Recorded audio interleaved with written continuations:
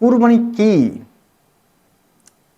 কুরবানি শব্দের অ্যাকচুয়াল অর্থ হলো ত্যাগ করা, স্যাক্রিফাইস করা, উৎসর্গ করা। এই কুরবানি শব্দটা আল্লাহ রাব্বুল আলামিন সূরা মাইদার ২৭ নম্বর আয়াতে ব্যবহার করেছেন।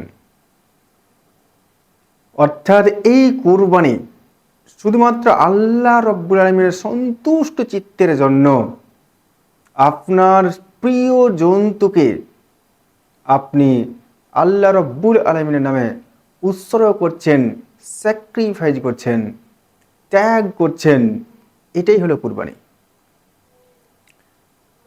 আল্লাহ রসুল সাল্লাল্লাহু আলাইহি সাল্লামকে একজন সাহাবী জিজ্ঞাসা করলেন, ইয়া রাসূলুল্লাহ সাল্লাল্লাহু আলাইহি সাল্লাম, কুরবানি কি?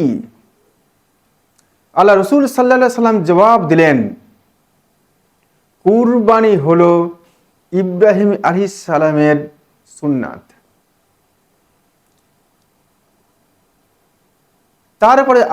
তারপরে সাহাবী আল্লাহ রসুল সাল্লাল্লাহু আলাইহি সাল্লামকে জিজ্ঞাসা করলেন, এর প্রতিদান কি? আল্লাহ রসুল সাল্লাল্লাহু আলাইহি সাল্লাম জবাব দিলেন,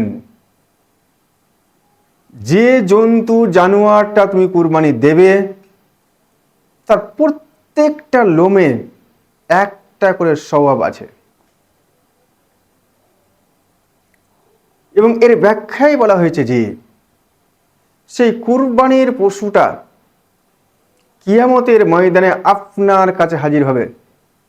যদি আপনার কুরবানি কবুল হয়ে থাকে এবং সেই কুরবানি পশুটা আপনাকে পুলসিরাত পার করে জান্নাতে পৌঁছে দেবে। এটাই হলো কুরবানি দেওয়ার সবচাইতে বড় সফলতা।